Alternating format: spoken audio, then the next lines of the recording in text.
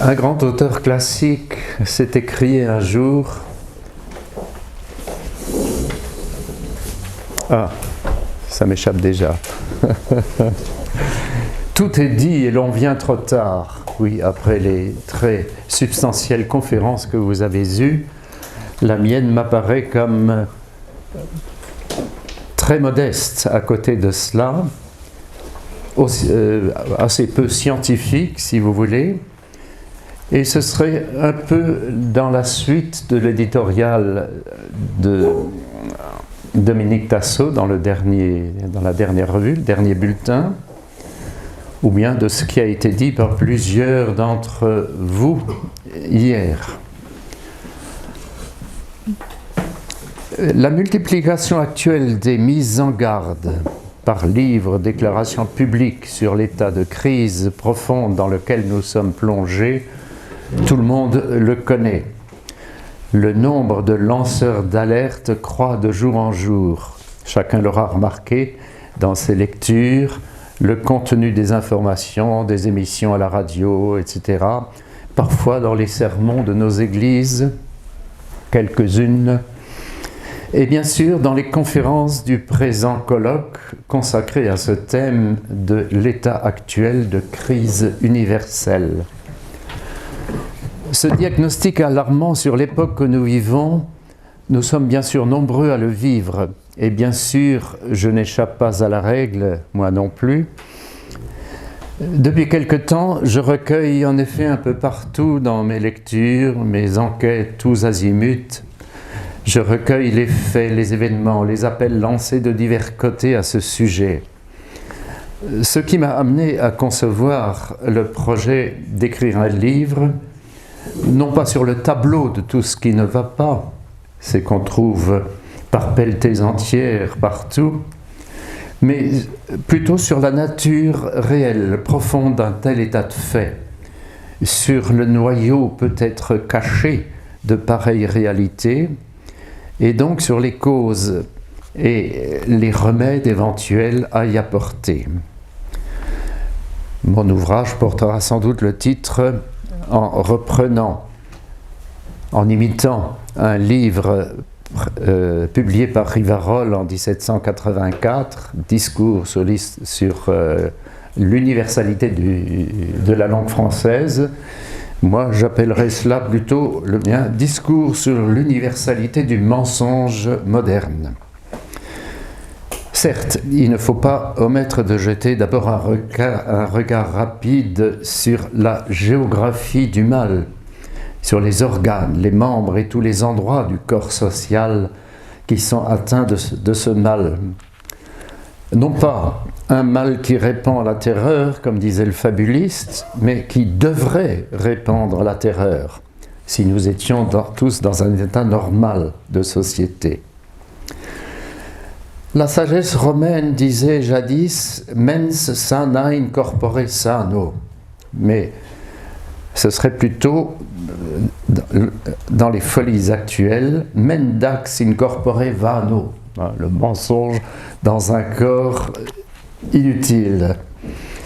Donc, faisons un bref parcours sur les incarnations, les endroits où réside, où se manifeste le mensonge aujourd'hui. Et puis, nous nous interrogerons un peu plus sur les causes, sur les origines, la nature de ce mal. Et à la fin, si le temps me reste encore, sur la métaphysique et la théologie du mensonge. Alors, brève géographie du mal. Si l'on voulait dresser un tableau de toutes les tromperies, faussetés et mensonges qui se manifestent partout autour de nous, en ce présent qui a déjà été qualifié de catastrophique hier, on n'en finirait pas naturellement. Surtout en une période de campagne électorale en France, tant de fécondité exceptionnelle pour ce genre de phénomène. Presse et médias nous inondent quotidiennement avec des tonnes de nouvelles fausses, arrangées, tordues dans leur présentation. Oui, c'est une plongée dans ces eaux troublées qu'il faudrait faire. J'y passerai un peu rapidement. L'affaire toute récente des sous-marins d'Australie, avec tous les commentaires que ça a suscité, les explications tordues vous sont évidemment présentes à l'esprit. Oui, qu'est-ce qui constitue l'actualité politique intérieure et internationale? Oui, nous pensons sans doute tous à notre Macron national qui demandait il n'y a pas très longtemps pardon, tout récemment pardon pour les harkis, après avoir traité la colonisation de crimes contre l'humanité, donc notre présence en Algérie. Oui, nous avons tout près de nous l'empaquetage de l'Arc de Triomphe, dont on nous a dit que ça, ce serait payé par Christo, son association, pensez-vous. On vient de nous révéler qu'au contraire, c'est le contribuable qui paiera cette somme assez énorme. Oui, liste des catastrophes dues à l'homme, à la technologie moderne. Rarement, on incrimine exactement les responsables.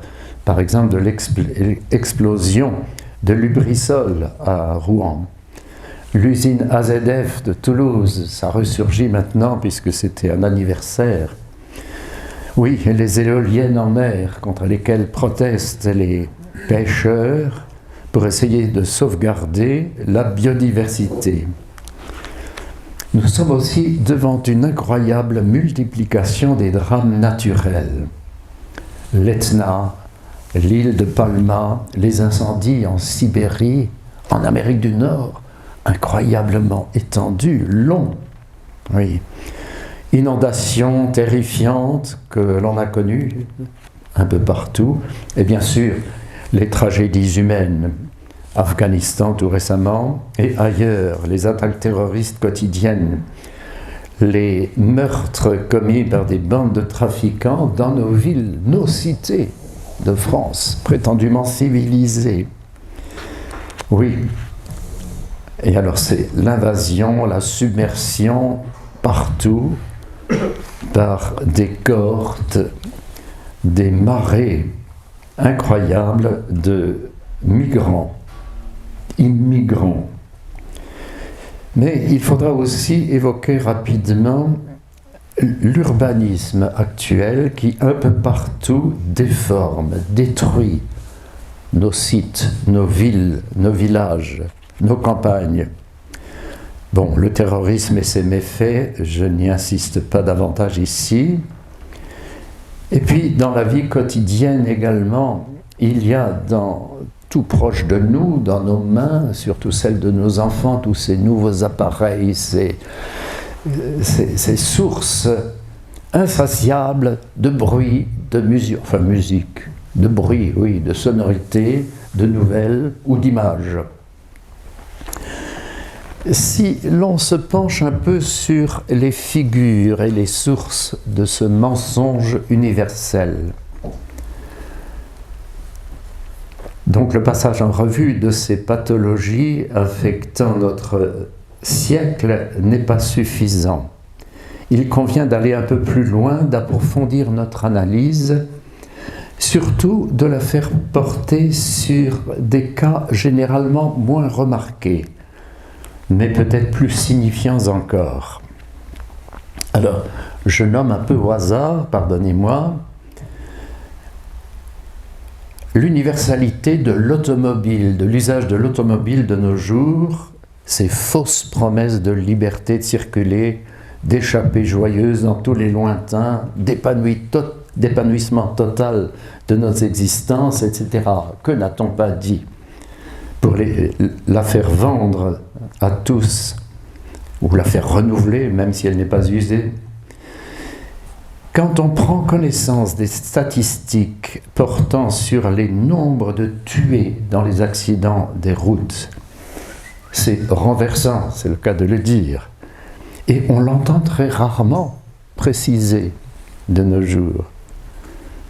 Ces chiffres ne sont pas révélés souvent. Dans le même ordre d'idées, mentionnons le tourisme. donc dans la réalité quotidienne, vécue. La célébration toujours et partout du voyage, des déplacements perpétuels dans toutes les destinations, toutes les directions, à tous les moments de l'année, entraînant une autre submersion que celle des immigrants, ainsi nommés, une submersion insupportable de visiteurs par les indigènes de ces endroits, une dégradation de sites toujours plus nombreuses. Pas seulement Venise, qui s'en plaint officiellement, publiquement, mais beaucoup de lieux plus modestes, en France et ailleurs. Dans ma province, chez moi en Alsace, les réclamations augmentent durant les émissions de FR3 Alsace, parce que d'un côté, on glorifie le village préféré des Français, des émissions de préservation du patrimoine, et de l'autre, on n'arrête pas de raser des maisons, des quartiers, des villes, des habitats, même historiques parfois. Le mensonge réside en ceci.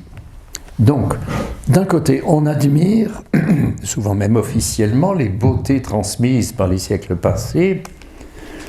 Or, tous les efforts de la modernité consistent donc à enlaidir, à détruire ces vestiges précieux. Il y a encore les fausses promesses des technologies modernes. Chaque fois, on nous vante le bonheur des hommes à satisfaire, réaliser leurs rêves, le mot rêve, et se met partout à la ronde, remplir, satisfaire nos rêves, nous épanouir. Oui. J'y ai fait allusion tout à l'heure, les moyens numériques, les téléphones portables, les caméras cachées, et tout cela constitue peu à peu un espionnage universel. Sauf, hélas, contre les vrais coupables, les criminels, les quartiers où la police ne peut plus pénétrer, ou les maîtres secrets de la direction mondiale, ceux qui tirent toutes les ficelles. Il nous faut nominer, hélas, le Soros,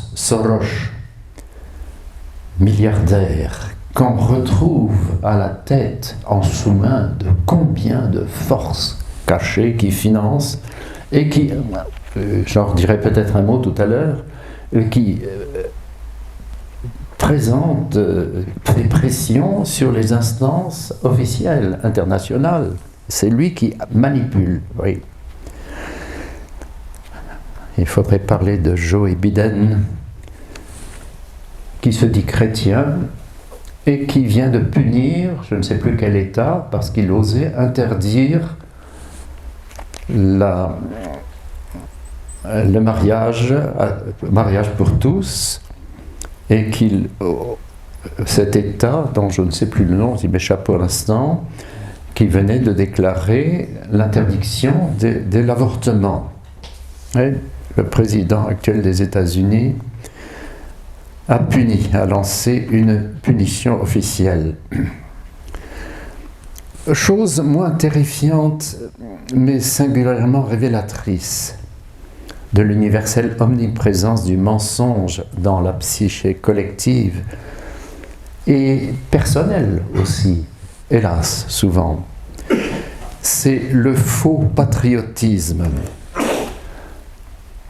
On vient, je reparle de l'exemple de ma province, ma ville, oui, la victoire de l'équipe de football de Strasbourg. On rencontre une image, les trois quarts sont des Africains, des Noirs. Strasbourg, non, ce n'est pas telle ville, ce n'est plus tel pays, c'est une armée de mercenaires recrutés de partout et qui n'est plus l'âme, la chair de cette ville, de cette province, de ce pays. Faux patriotisme. J'avais prévu de citer des exemples, j'en ai pas trop le temps. Il faudrait encore se pencher sur les formes plus subtiles de menterie, inaperçues trop souvent parce que décrétées par des scientifiques, des gens avec des titres, des diplômés officiels qui en imposent à tous. L'enseignement de l'histoire à notre jeunesse, donc dans l'enseignement, dans les écoles, est complètement faussé, constamment faussé, surtout en ce qui concerne nos origines chrétiennes, les débuts de nos pays, de notre civilisation. On l'a dit aussi hier avec beaucoup plus de précision que moi, notre connaissance de l'univers, du cosmos. On prétend qu'il y a eu de la vie sur Mars, de l'eau y a existé. On parle de millions d'années, de tel ou tel milliard d'années pour telle et telle chose. Nous savons que cela n'est pas vrai, n'est pas exact. Je pensais retrouver à ce colloque notre ami Claude Héon, qui n'a pas pu venir.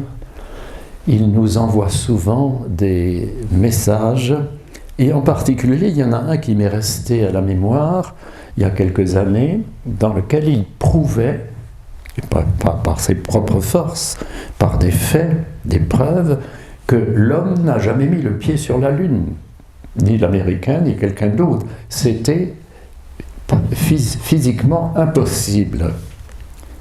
Or, tout le monde en est persuadé pourtant. On le répète, on le dit. Le mensonge érigé en vérité éternelle. Important chapitre que celui concernant l'art moderne. J'aurais beaucoup à en dire. L'architecture, la sculpture, la peinture, le théâtre, la danse. Oui, ça demanderait une conférence à soi seul. La production actuelle est partout célébrée. Et voyez son arrogance sans limite, alors qu'elle piétine et à l'évidence les plus élémentaires lois du beau, les plus immuables leçons du passé. Dans ce qui s'étale sur nos murs, ah oui, c'est pas seulement à l'entrée de Paris, partout, toutes les surfaces sont barbouillées. Personne ne s'en émeut officiellement, nulle action n'est entreprise pour les effacer, pour rendre l'attrait de nos sites, de nos villes. Dans les expositions, sur les scènes où l'esthétique vraie manque totalement, c'est-à-dire l'harmonie, harmonia, disaient les Grecs. Pour eux, c'était une divinité que la beauté. La statuaire, la littérature qu'ils nous ont léguée en est témoin. Oui, j'ai nommé tout à l'heure l'empaquetage de l'Arc de Triomphe. Et puis cet effarant mensonge qui nous a été révélé par je ne sais plus quel organe ces jours-ci, le coût pharaonique de l'opération. Ah oui, c'était dans le présent, le 25 septembre. Oui, on a pensé que les frais de cette immense opération ridicule, n'est-ce pas? Et surtout qui n'a rien de beau. Ça n'est pas beau. C'est au contraire significativement cacher un monument pour y mettre notre sauce, notre illusion présente. Ah, la littérature. Je serais tenté d'en parler intarissablement, car c'est un art que j'ai enseigné pendant plus de 40 ans. La littérature, qu'est-ce qui obtient des prix? Qu'est-ce qui est magnifié dans la presse partout? Mais à côté de notre véritable patrimoine, des grandes œuvres véritables, que les chercheurs que nous sommes parfois, on passe pour une thèse, on passe des années, des milliers de documents sont consultés, soulignés, critiqués, pour voir en quoi cette beauté jaillit du génie de ces véritables créateurs n'existe plus de nos jours. Donc la littérature, et puis la musique. Là encore, c'est un des domaines les plus chers à mon cœur, que j'ai pratiqué depuis mon enfance. Et cela n'existe peut-être plus. J'étais d'abord petit chantre dans la chorale de ma paroisse, puis jeune violoniste, second violon, puis dans des seconds violons dans l'orchestre de ma paroisse. Et oui, dans un quartier de Colmar, dans ma paroisse, Saint-Joseph, il y avait un orchestre symphonique. Les jours de fête, eh bien, on jouait pour accompagner le chœur polyphonique dans des grandes messes du répertoire. La musique, puis après, j'étais instructeur de chant choral, j'étais dirigé des chorales. Je l'ai dit à quelques-uns hier, dans un mois, je fête le 50aire de ma chorale actuelle, que j'ai fondée en 71. Oui. Nous y chantons de la musique sacrée, grégorienne surtout, mais aussi polyphonique, c'est-à-dire des choses qui sont belles, qui sont irréfutables, et pas des cris, des exclamations laides, jaillies, et puis qui s'efforcent partout de passer pour sérieuses. Oui, la musique. Je me permets de vous renvoyer à un numéro hors série que le journal, où est-ce que je l'ai mis, Présent a fait paraître l'année dernière. Nous y avons collaboré quelques-uns. Ah oui, voici. La musique combat identitaire. J'y ai pour ma part signé un article qui s'intitulait « La musique, réalité transcendante ». La musique c'est l'occasion, c'est le lieu aussi d'un combat pour défendre la vérité. En l'occurrence, la vérité de la création de Dieu, de la beauté. Si la Bible nous dit, la Genèse nous dit que Dieu trouva que c'était bon ce qu'il avait fait, c'était donc de la beauté, de la vérité. La musique présente, qui se prétend telle, est un piétinement de cette beauté. Je cite assez souvent cette réflexion d'un critique lorsque Stravinsky a fait jouer à Paris le Sacre du Printemps. Ce critique s'est écrié en disant « c'est pas le Sacre du Printemps, c'est le massacre du tympan ». Oui. Mais c'est ça, la musique d'aujourd'hui, qui se prétend le message, la beauté à laquelle il faut croire et adhérer, ça n'est pas possible. Comme c'est dissonant, polytonalité, musique concrète, etc. Oui. Alors nous avons deux faces, si vous voulez.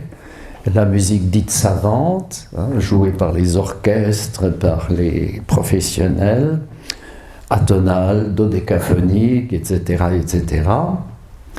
Et la musique qu'on devrait pouvoir appeler populaire, et qui est au contraire une cacophonie. Qu'est-ce qui, dans les rendez-vous, dans les rencontres des jeunes, dans les fêtes, partout, est diffusé, ô combien fortissimo, par les haut-parleurs partout, c'est toute cette musique d'origine anglo-américaine qui passe maintenant pour notre musique à nous. Nos jeunes sont élevés dedans comme si c'était leur point de départ, leur source sonore. Et ce n'est que du bruit qui est une offense à la beauté, une fois encore, de la création voulue par Dieu. Ah, il faudrait signaler l'idéologie politique régnante, universelle. Depuis 1789, ses dogmes et son sectarisme absolutiste, son origine, son histoire, la plus complète et la plus complète incarnation du Mendacium Universum, hein, le mensonge universel. J'avais prévu un petit développement. 14, si je le retrouve rapidement. C'est-à-dire, j'insistais sur les 3 dogmes du credo actuel: liberté, égalité, fraternité. Il n'y a pas besoin de beaucoup de développement pour montrer que chacun de ces mots, qui seraient sans doute les vertus théologales du monde mensonger d'aujourd'hui. Liberté, en quoi y avait-il liberté lorsqu'on a tout de suite assassiné, guillotiné, enlevé au peuple ses richesses, sa liberté réelle, pour la piétiner, et ça a continué depuis naturellement. Égalité, l'égalité aujourd'hui. Les grands groupes financiers qui, en soin et même à visage découvert, possèdent, retiennent tout le pouvoir, c'est un mensonge complet. Nous en savons tous quelque chose. Quant au mot fraternité, oui, dans nos quartiers, dans nos rues, un peu partout, on n'a jamais connu un peuple aussi ensauvagé, aussi rongé par la violence quotidienne, y compris dans les foyers, n'est-ce pas? Ces jours-ci, nos informations sont remplies de ces cas de féminicide, de violence entre conjoints, etc. Plus que jamais. Mensonge universel que celui de l'idéologie régnante. Plus proche, car davantage individuel, touchant la sphère privée, quotidienne, 2 domaines seraient à sonder de plus près. D'une part, le vêtement d'aujourd'hui. Le vêtement que nous portons, normalement, dicté par la société à laquelle nous appartenons. Il est le fruit de la tradition vestimentaire de notre province, de notre histoire locale ou nationale. Notre tenue est sûrement un révélateur certain de la qualité intérieure de notre société, de notre personne. Et là, nous observons le laisser-aller général, la laideur de notre mise à presque tous. C'est la vitrine où s'étale sans masque la misère intérieure de l'esprit actuel, le pourrissement de l'âme collective. J'ai vu dernièrement chez quelqu'un une photographie d'une rue de Lille dans les années début du siècle dernier, avec tout le monde vêtu correctement, les dames robes longues, coiffures, chapeaux, les messieurs tenues irréprochables. Regardez comment se présente la scène de nos rues actuelles. C'est incroyable. Mensonge total envers la civilisation, la décence, la dignité foncière de l'être humain, et singulièrement de la femme. Vaste problème. La tenue, oui, le vêtement, c'est vraiment la façade révélée partout de la qualité de notre âme collective. Les mêmes remarques seraient à faire à propos de l'habitat, des maisons. Encore une fois, dans ma province, la maison alsacienne à colombage, que l'on voit encore dans certaines rues de certains quartiers de Strasbourg, ce qu'on appelle la Petite France par exemple, dans nos villages, pas seulement Hunspach, qui était le village préféré des Français il y a quelques années, nous avons ces constructions familiales, constructions protectrices et substantielles, ça nourrit l'être de vivre dedans. Je pense à la maison malheureusement détruite de ma grand-mère à Colombage, avec un volume intérieur, une division de la maison qui était tellement adaptée à notre besoin profond, la fonction d'habiter, chose tellement importante. Et maintenant, partout, les blocs-tours, les anti-humaines qui s'érigent partout, avec une arrogance aussi très visible. Il me paraît plus important encore de nous arrêter à un point central de notre problématique, parce que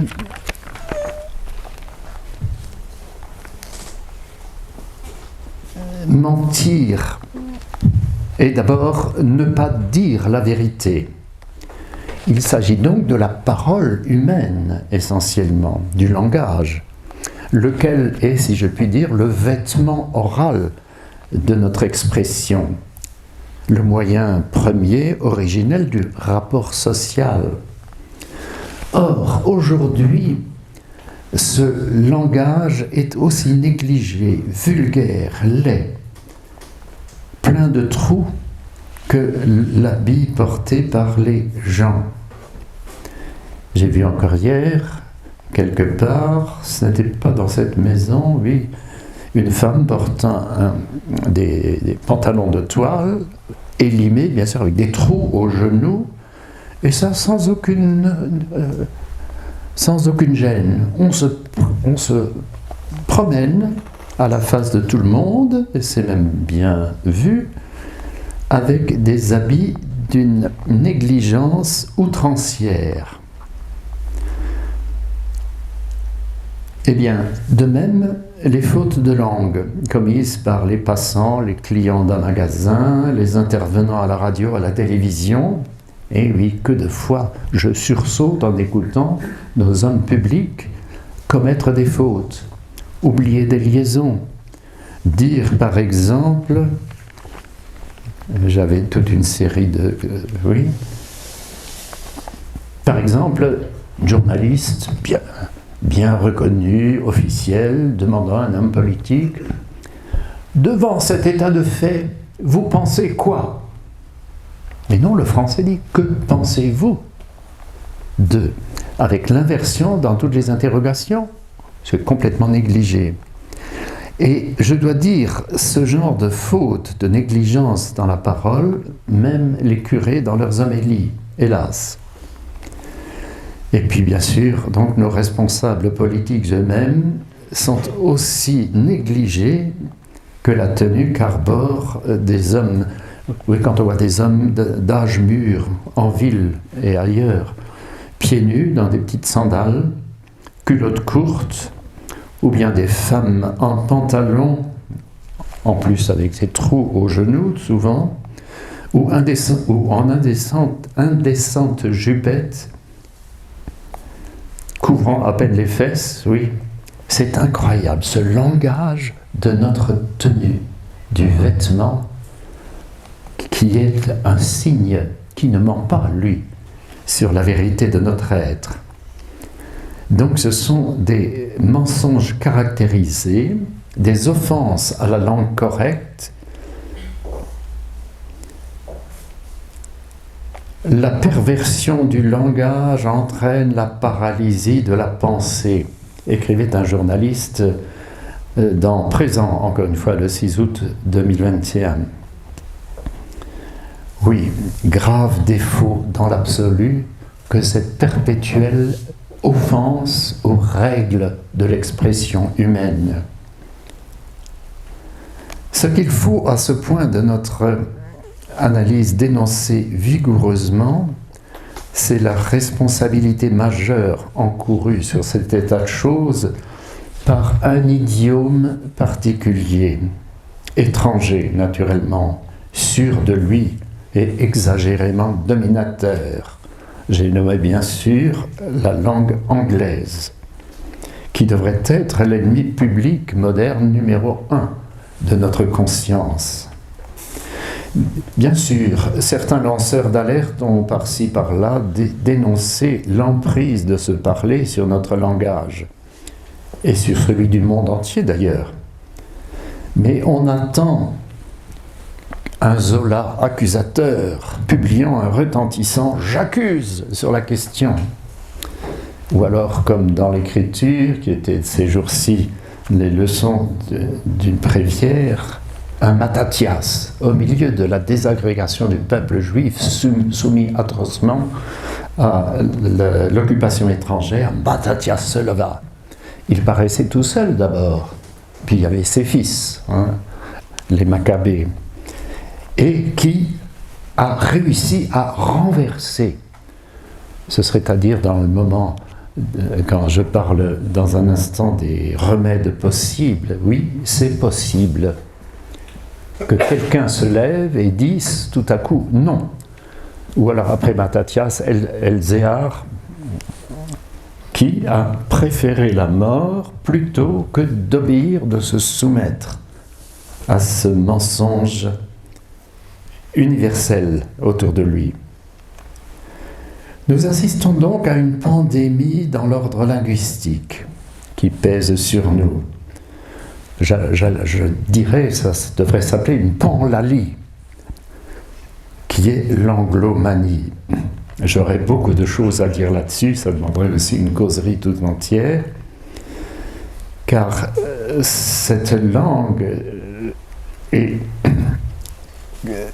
causée par le virus anglo-américain qui distille le poison contenant tous les maux de la modernité. Regardez tous les secteurs, pas seulement la technique, la technologie, mais aussi le commerce, le sport, etc. Continuons la liste, toujours des mots anglais, mais dans notre langage quotidien, nous n'arrivons plus à dire le mot français. Tout. Et alors, j'ai lu avec intérêt un petit article de Philippe Barthelet, qui, dans Valeurs actuelles, a une petite chronique sur le langage, la culture. Il a donné un certain nombre d'exemples de phrases apparemment en français et qui sont mot à mot la traduction d'une formule anglaise.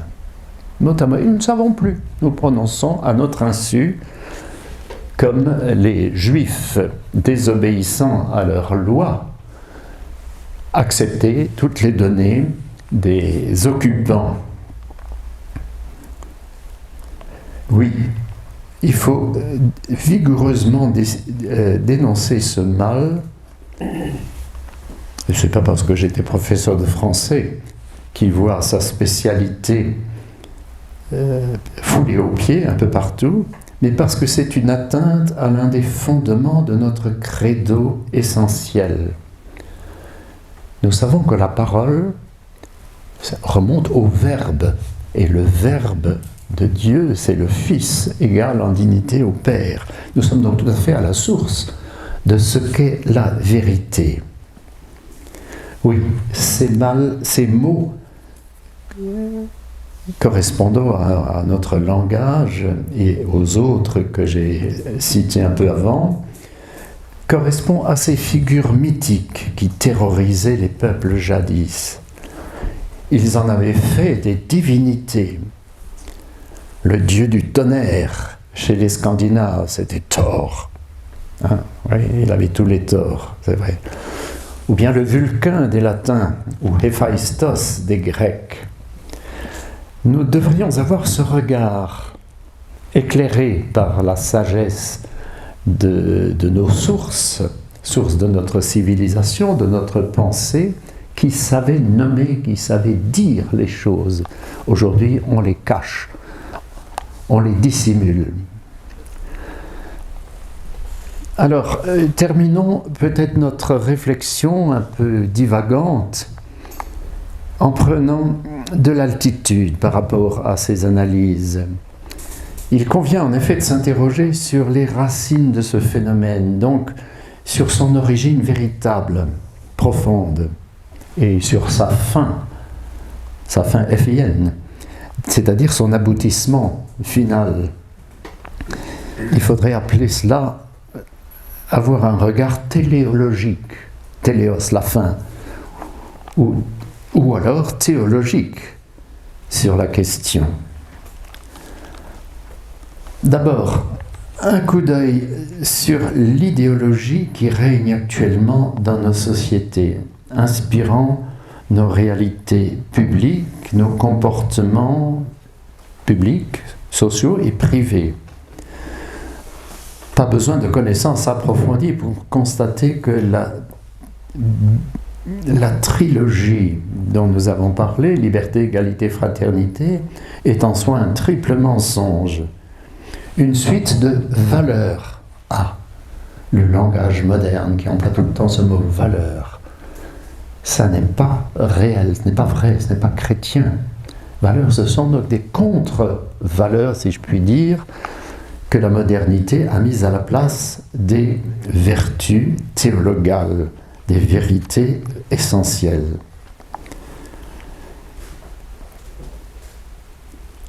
Oui, la tromperie philosophique essentielle qui imprègne la pensée actuelle est donc fondée sur des notions de base qui sont un coup de marteau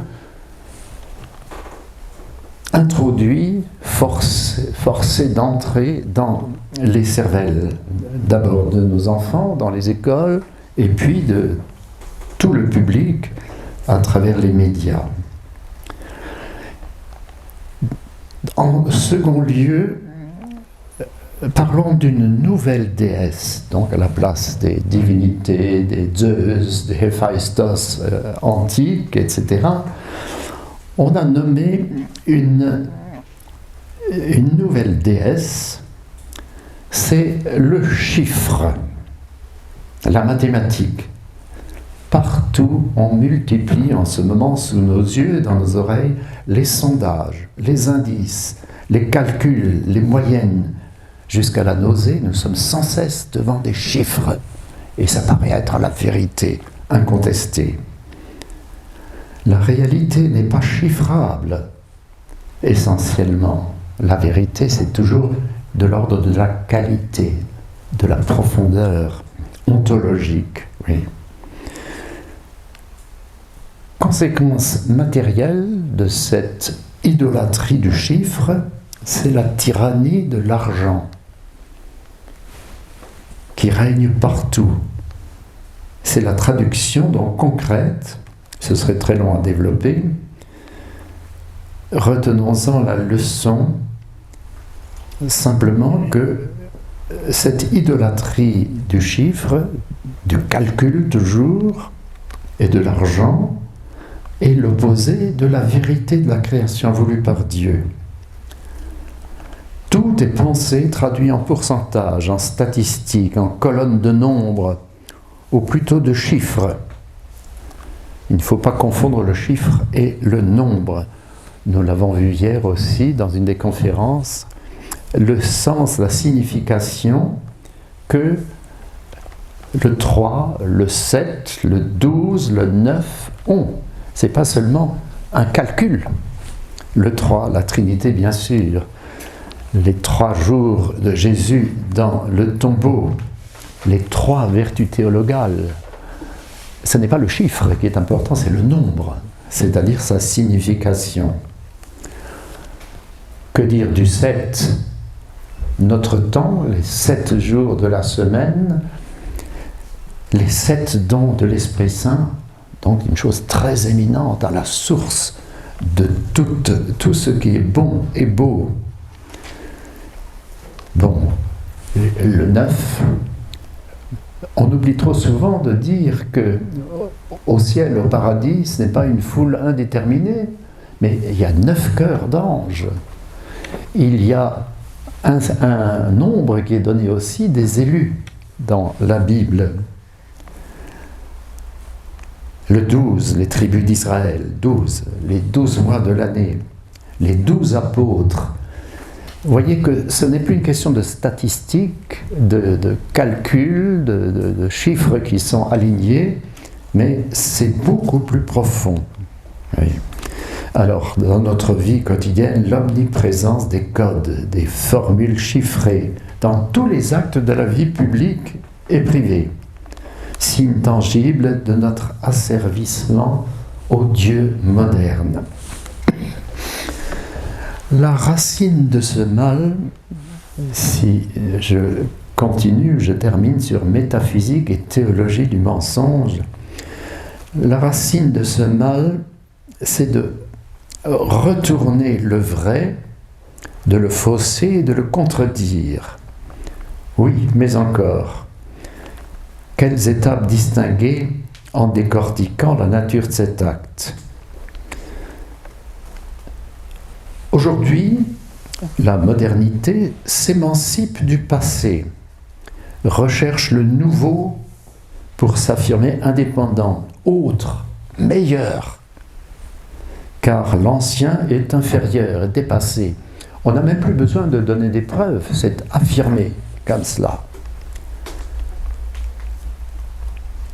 L'affirmation ensuite de la supériorité du maintenant sur l'autrefois, sur l'avant, est un geste d'orgueil.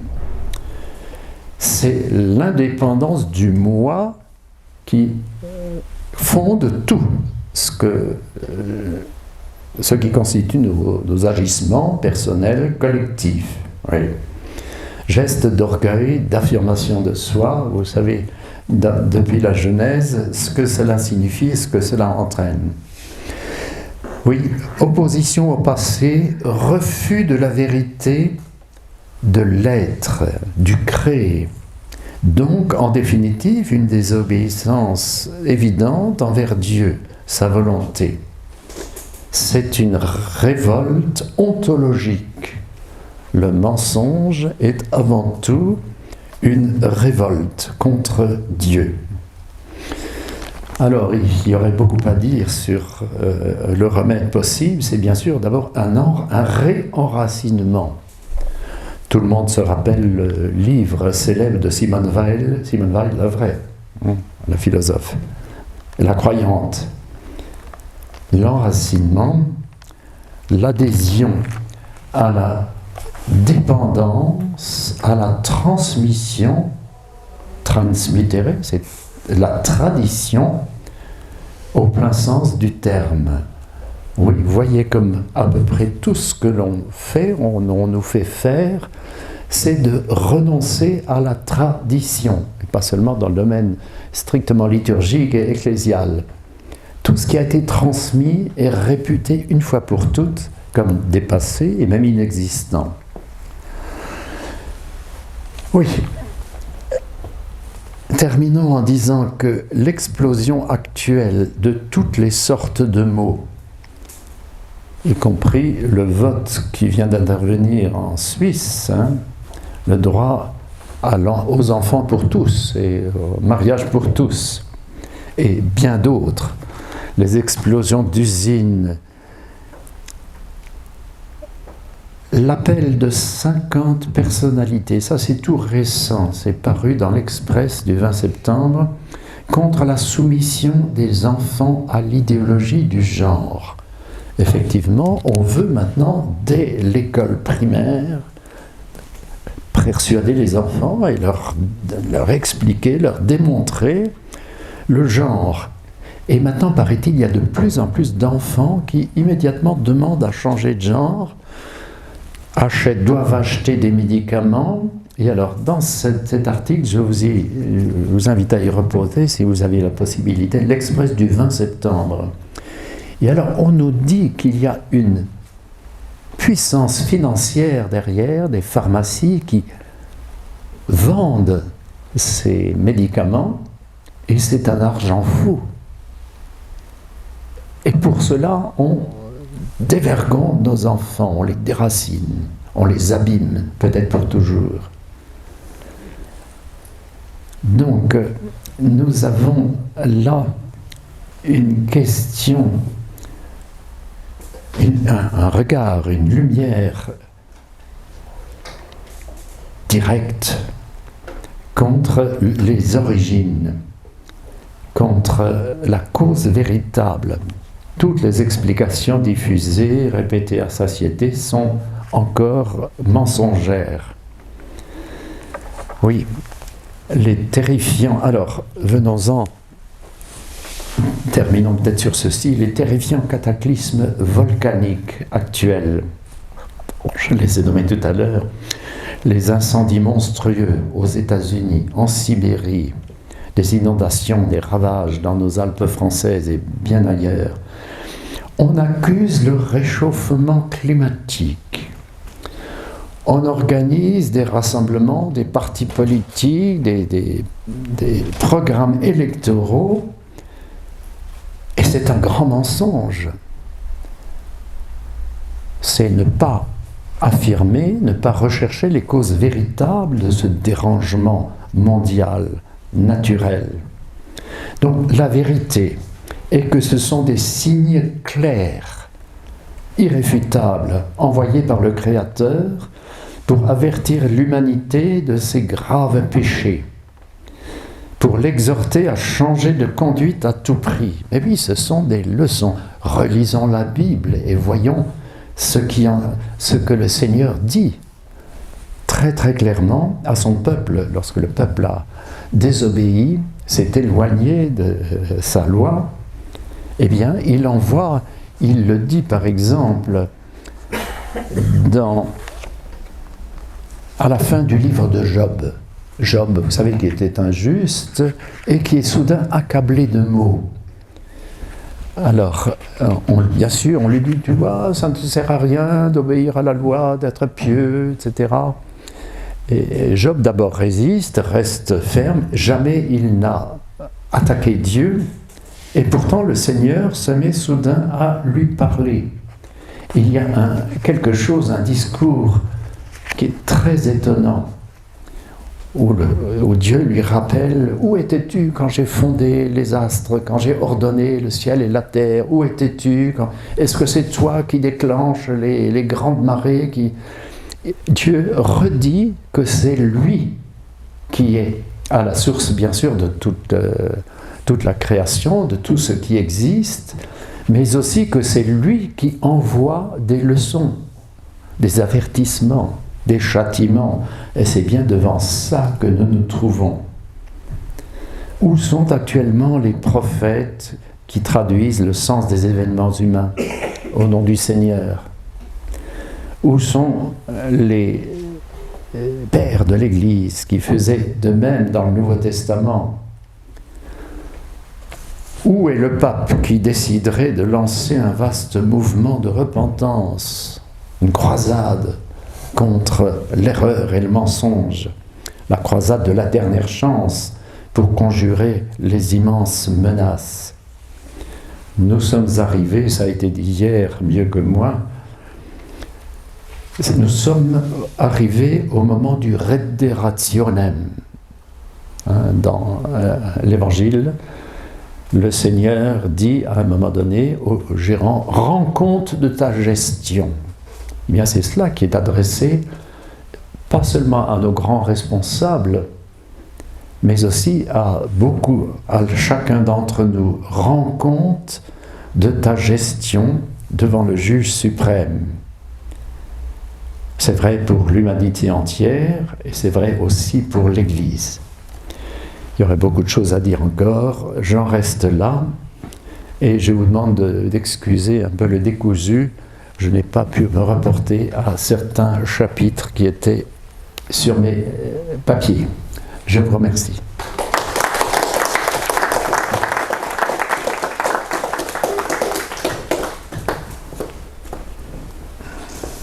Je termine à temps quand même.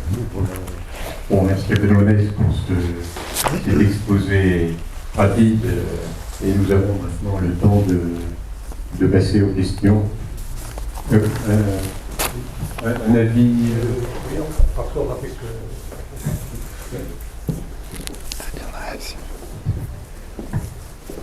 Je suis en plein accord avec ce que vous avez dit, sauf sur un point concernant l'homme sur la Lune.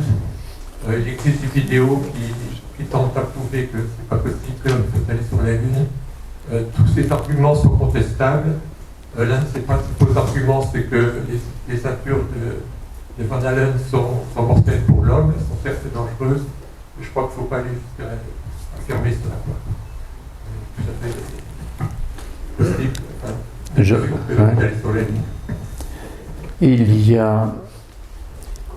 Il existe quand même celui qui a représenté dans le film, la vidéo qu'on a montrée sur les hommes qui marchent sur la Lune.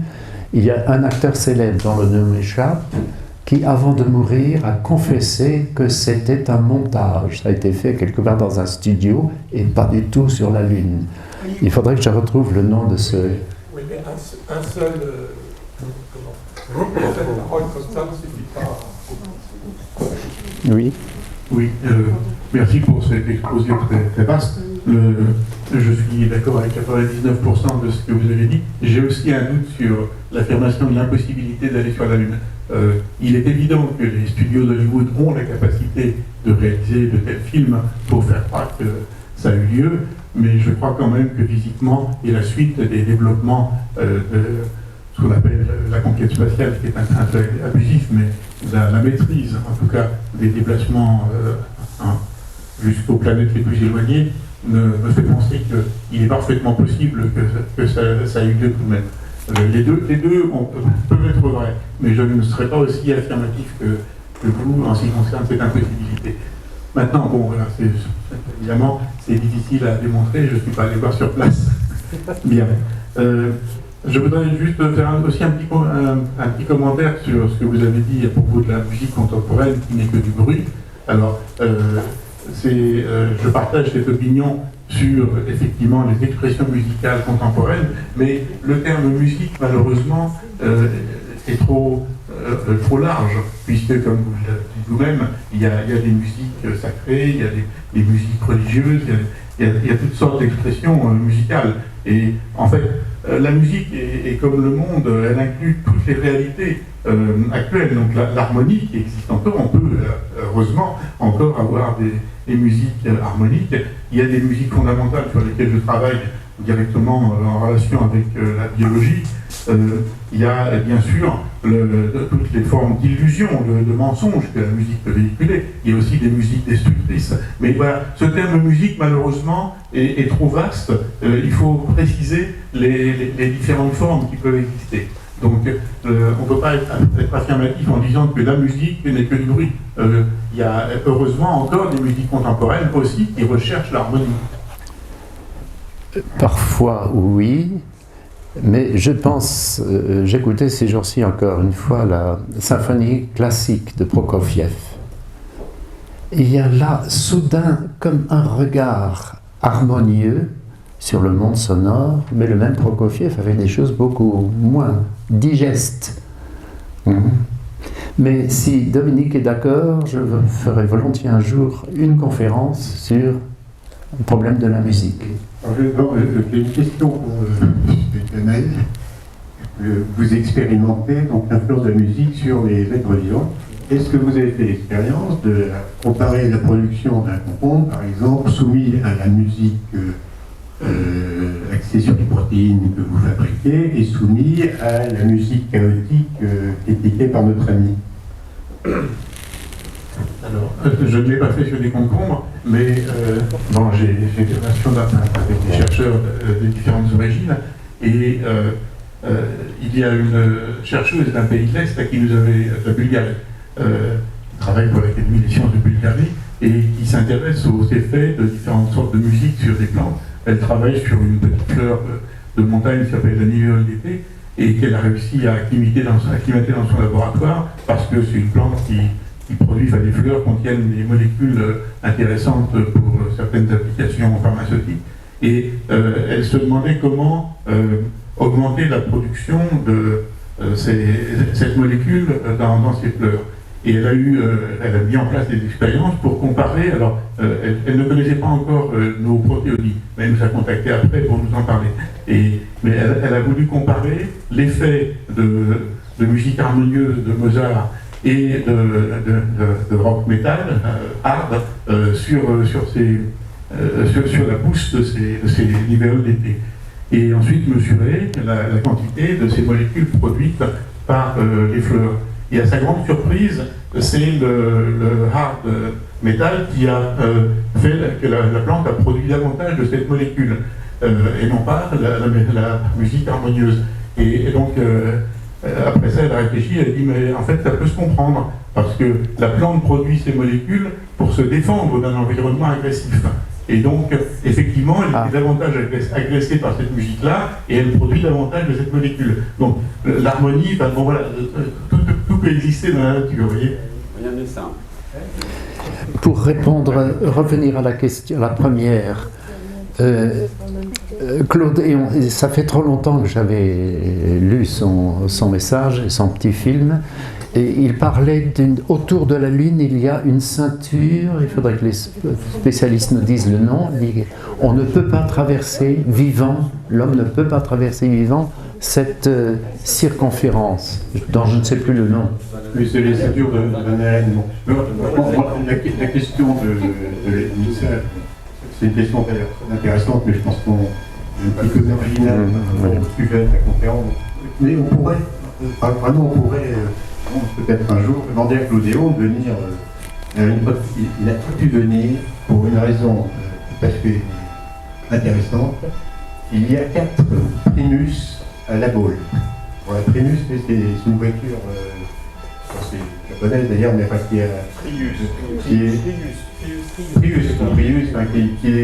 mixte, c'est-à-dire qu'il y a une voiture tantôt électrique, tantôt carburant.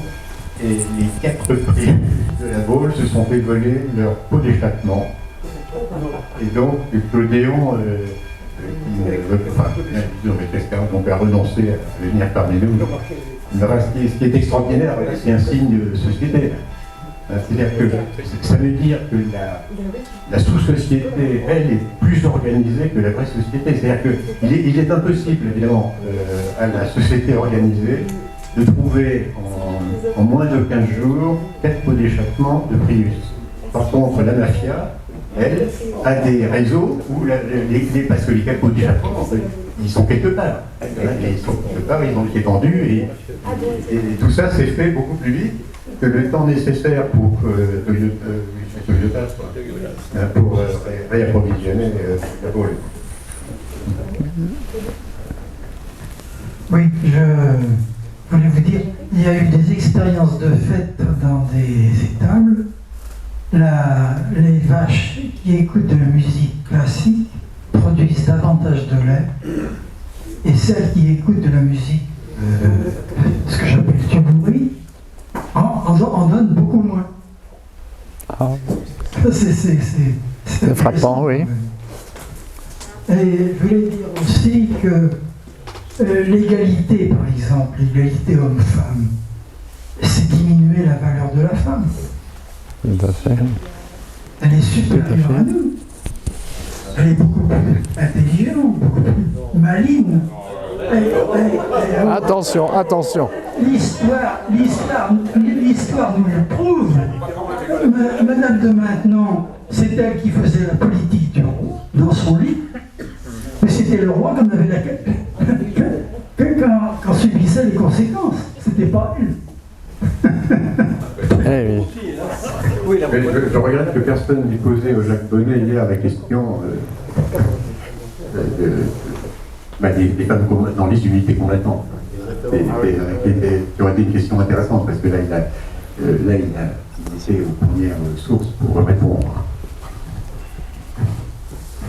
Alors, moi j'aurais beaucoup de choses à vous dire. Et j'avais un ami en terminale qui était un passionné de musique, un compositeur, il faisait des flûtes. Et un jour, il nous a fait un exposé en 68, c'était la mode, sur la musique. Et je lui ai dit, la musique, voilà ce que c'est. C'est le rythme, la mélodie et l'harmonie. À la fois.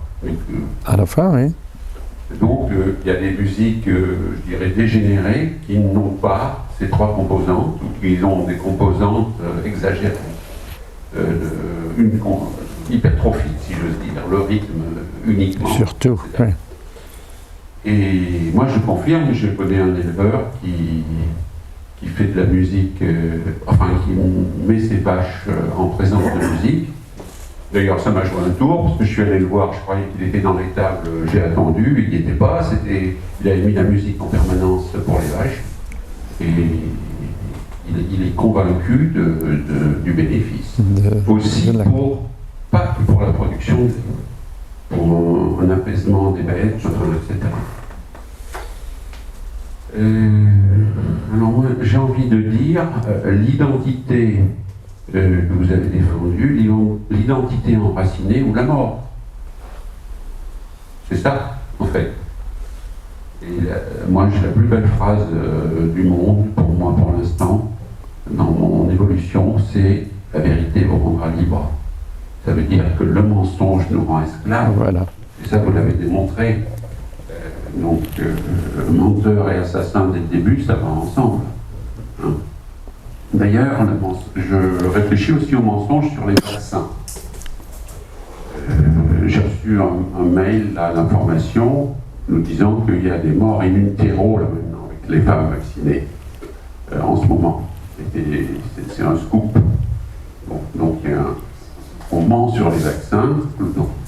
Je peux vous identifier très rapidement 8 mensonges. Les vaccins ont sauvé des millions de vies. C'est faux. Il n'y a pas de preuve, il n'y a pas d'essai thérapeutique avec comme critère la mortalité. Donc ça ne veut pas dire que c'est faux, ça veut dire que ce n'est pas prouvé. Les vaccins ont fait reculer les épidémies. Pas toutes. Il y a des épidémies qui ont reculé sans vaccin, et la variole n'a pas reculé sous le seul fait du vaccin, mais sous le fait d'autres mesures. Les vaccins ne sont pas toxiques. Ça sous-entend c'est une aberration. Il faut l'étudier. C'est pas un a priori. Les effets secondaires sont enregistrés. Mensonge. Il y en a que 1 à 10% qui sont enregistrés selon les pays et selon les accidents et selon l'intérêt qu'on a à les déclarer. Et en France, il n'y a pas d'organisme centralisateur pour les effets secondaires des vaccins. On vous dit, adressez-vous à la pharmacovigilance, vu qu'il faut passer demi-heure pour enregistrer un cas. Les médecins ne le font pas. Et le bénéfice-risque est favorable. La preuve que non, puisque dans le cas des enfants et des adolescents et du Covid-19, le risque est nul. Le risque de la maladie est nul, ça veut dire que le bénéfice sera forcément nul, et le risque est majeur, donc il est avec un dénominateur à zéro infini, il n'est que toxique. Autre mensonge, on ne vaccine pas pour soi, mais pour les autres. Ça c'est un mensonge, ça repose sur une théorie d'immunité collective qui est fausse. Je peux envoyer au pape les documents. Il n'y a pas de traitement pour le Covid, donc il faut vacciner, c'est un mensonge. La vaccination pour tous est mieux que pour une population, est préférable à une vaccination ciblée sur une population risque. C'est pas prouvé, c'est probablement faux. Si elles sont obligatoires, c'est qu'elles sont utiles, c'est faux aussi, parce qu'une vaccination efficace qui produit des anticorps n'est pas forcément utile, parce qu'on ne sait pas ce que font ces anticorps. Vous voyez, l'histoire de la vaccination est issue de mensonges, ou plus exactement, il y a une propagande associée. Et le maître du mensonge, c'est quand même notre président. J'invite absolument, pas parce qu'il a dit le 22 novembre qu'il n'y aurait pas de vaccination obligatoire, ce qui veut dire qu'il y en a une de fait, mais par son langage, qui a été notamment démonté par M. Upensky dans un livre très peu diffusé, un peu verbeux, qui date de 2018, dans lequel il démontre le « en même temps ». Il y a toujours « en même temps ». C'est ni oui ni non, c'est toujours en même temps. Donc réfléchissez à ça. Finalement, la vaccination, c'est de la vaticination officielle. Propagande. Oui, vous avez aussi parlé des fléaux que Dieu envoie sur les humains qui sont pécheurs. Et ce qu'on vit actuellement, vous parlez du prétendu réchauffement climatique. C'est ce qu'on entend dire depuis le temps. Et je me demande si c'est pas non pas Dieu qui agit directement, mais qui laisse faire le mal. Je pense notamment au projet ARP et au chemtrail, c'est-à-dire les épandage au-dessus de nos têtes. Si ce n'est pas ces outils qui servent à créer des catastrophes naturelles pour faire croire à un changement climatique qui serait dû à l'homme, voilà, est-ce que c'est pas plutôt de cette façon-là qu'il faut voir les choses, Dieu laisse faire le mal, plutôt que lui qui agit directement? Certes. Oui, juste une petite précision encore sur la musique qui est bonne pour les vaches, certaines musiques bien sûr. En fait, nous, donc, comme je l'ai dit déjà, nous préparons des mélodies associées directement à la structure de protéines, et donc le chercheur qui a conçu ce procédé a depuis longtemps préparé la mélodie de la prolactine, qui est la protéine qui en fait amène la production de lait.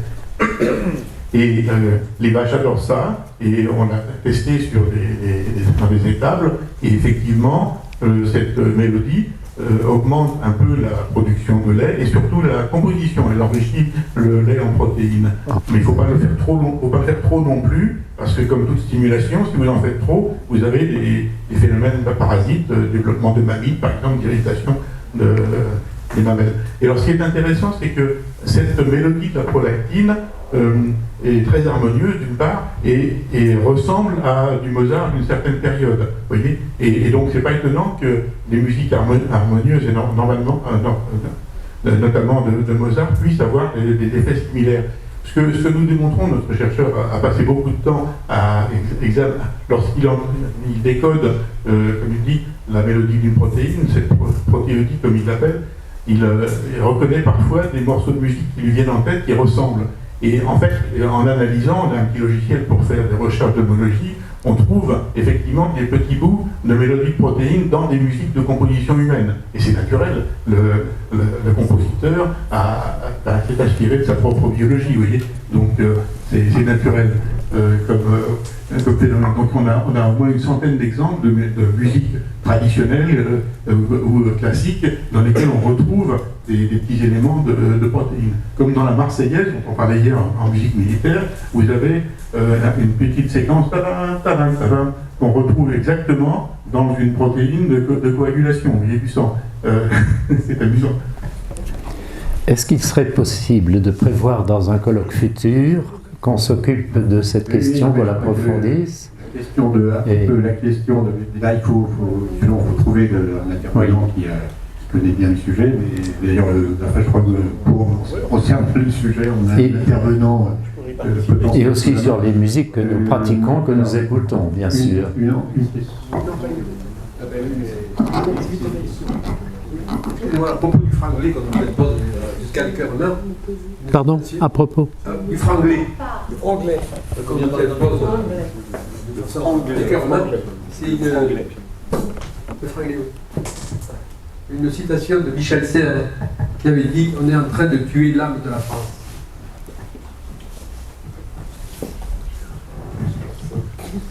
Et moi, je voudrais me permettre une réflexion, parce que depuis hier revient ce thème, la musique, enfin, on redécouvre scientifiquement les vertus de la musique sur les animaux, sur les plantes.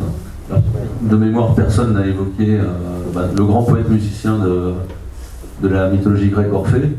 Dans les histoires racontées sur le dernier, quand il prend sa lyre et qu'il se met à chanter, eh bien, il y a alors les êtres humains qui sont sous le charme, mais également les animaux, les végétaux, il y a des chênes qui des racines pour venir écouter, les rochers, même les montagnes qui s'arrachent de leur socle. Donc je pense qu'on redécouvre aujourd'hui, nous, des faits qui, avant, paraissaient naturels aux anciens. Donc il y a, je pense que ça peut nous apprendre aussi l'humilité de ce côté-là. Et sur ces points, les anciens avaient parfois une avance sur nous, et nous les mésestimons trop facilement. C'est ancien, c'est poétique, c'est ceci, c'est cela, oui. Il faudra revenir là-dessus. Oui, point important, me semble-t-il. Le mythe de l'évolution, le mathéotime, on retrouve un épisode de ce genre.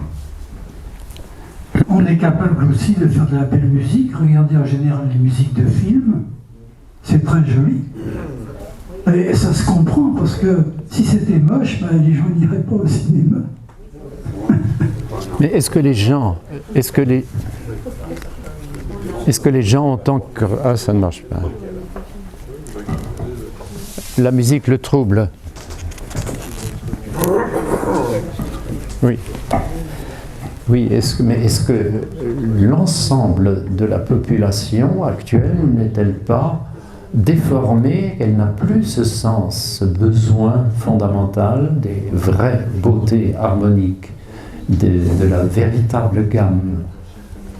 Parce que ce qui frappe, mais on le redira s'il se peut l'année prochaine ou une autre fois, c'est qu'il y a quelque chose de naturel, de fondamental, d'essentiel dans l'échelle première, l'échelle véritable. Or, je remarque que les nouveautés, c'était toujours de briser, de changer à tout prix. Avant toute preuve, avant toute expérimentation, il fallait faire du neuf pour du neuf, c'est-à-dire faire autre. Oui, alors la perversion du goût général.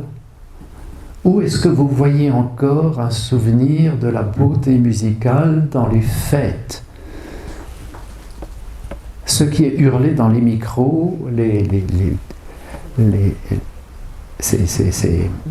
ces myriades de jeunes qui sautent ensemble, qui hurlent, c'est un signe pour moi, déjà une preuve que ce n'est plus Orphée, la suite d'Orphée et du bienfait fondamental de la musique. Enfin, ce serait à développer. Quand on lui coupe la tête avait écrit sur des papiers nouveaux faisant des vers antiques. Pardon, si? Chénier, André Chénier. Chénier. Quand on lui coupe la tête, on avait dit sur des papiers nouveaux faisant des vers antiques. Oui.